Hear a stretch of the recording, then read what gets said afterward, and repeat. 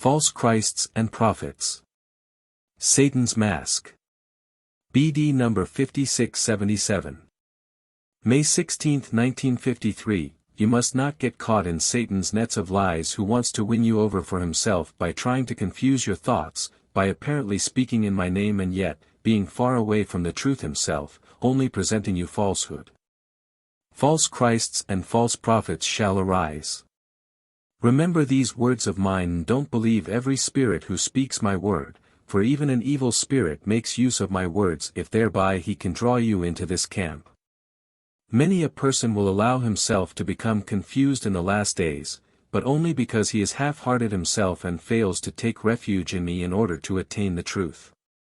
And my adversary knows how best to win people over who are not yet entirely devoted to me.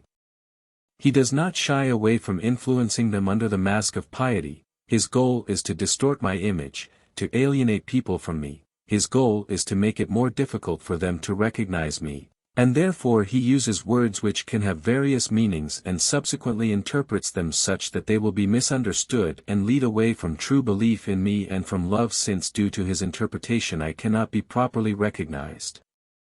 Thus my adversary influences weak and not entirely firm people to interpret my words in this way, thereby apparently speaking in support of me and yet against me, because it is not the pure truth which he is spreading.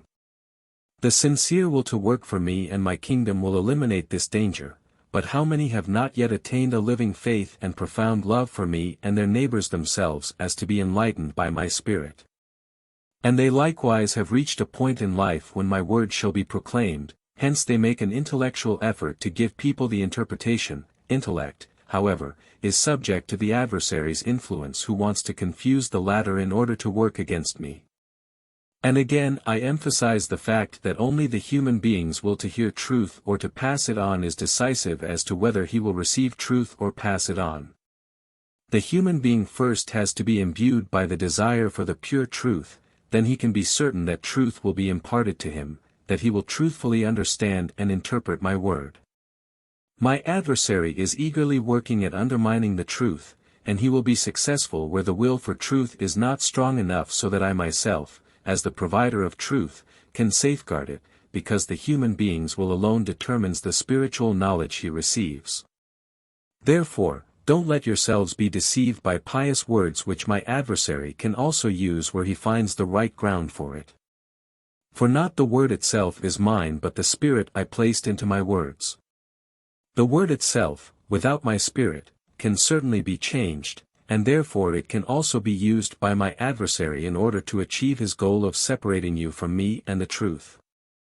The Spirit, however, is my share, and if you therefore search for the Spirit within the word, my Spirit will enlighten you, but differently than the interpretation of the one who avails himself of my word without being imbued by my Spirit.